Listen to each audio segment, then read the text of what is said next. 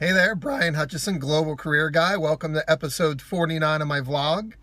Today is a big day for me. I'm sitting in the parking lot at Princeton University where I'm going to be having a meeting with the new chair of public relations for the Asia Pacific Career Development Association before I go to work for the first day of the academic year and really my first day as chair of the Department of Counselor Education. And so I was thinking this morning about my students that I'll be teaching tonight and 2 classes tomorrow night. And what I'd like to talk about today is why losing isn't a loss. Now that sounds a little strange. How do I want to talk about this? So I want you to think about your life and what your life is about, the purpose of your life. And the reality is that while life has wins and losses, it typically isn't about winning and losing. You don't have these points, I'll call them inflection points each day, where there is a clear win or a clear loss. Life is more about gradual progression, putting in the work, consistent effort over time. It's not about single points in times of wins and losses. Now, there are inevitably inflection points, points where you either pass or fail the exam, or you either get the business contract that you were striving for or don't get the business contract. Or in my own life recently, I ran for president of NCDA and I did not win the election. I think it's important to remember that losing is not a loss. The pathway of my life and of your life should already be charted if you've done the work. It should already have a groove within which you are satisfied with the way that things are going in your personal life, with your health, with your career, and it's about putting in the daily work to get there in these core areas of life. Now, an inflection point, if I understand it correctly, is when there is a path or when there is a path, it's the point where the path takes a curve. And so a win or a loss will change your life, but it doesn't change the fact that you're on a pathway that you've worked hard to feel good about and to feel satisfied about. Let me give you a personal example. So I got another email today. I think it's up to 3 or 4 dozen emails for people responding for the fact that I did not win an election.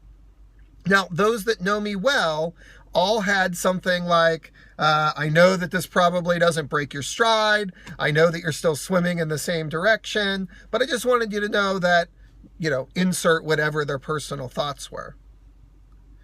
I'm appreciative of all of these messages, but there's another segment from people that don't know me as well, where it was almost like a condolence message. It didn't have the words, but it had the sense or the feeling of, I'm sorry for your loss. And the reality is I don't feel a loss.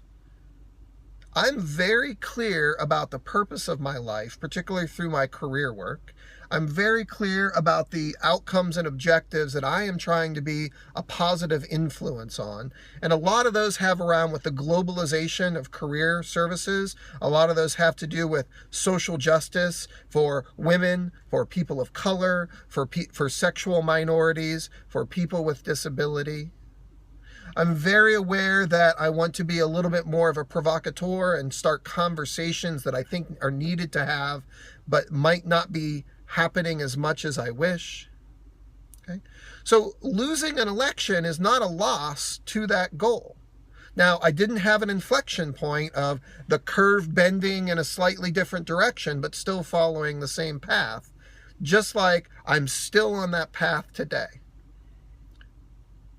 Again, I want to say I'm thankful to everyone that sent me a note of support after losing an election.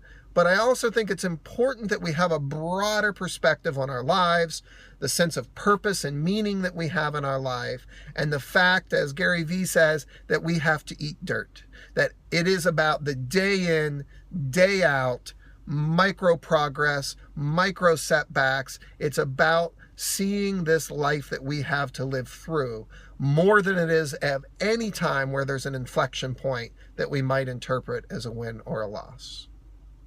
So to my students that I start having in class tonight, if there's a project, if there's an exam that feels high stakes, losing isn't a loss. It's part of a journey. And so what is the bigger picture? What is the bigger perspective that you have? I find this helpful in working with clients and supervisees and in my consultation. I hope that you find this idea of losing is not a loss helpful to you, and I hope that you can pay it forward to your clients. Signing off for episode 49. Keep watching. We're probably going to really ramp up the content this week as I get back into the swing of my full-time gig in addition to my side gigs. For now, Brian Hutchison signing off. Stay well and keep the conversation going.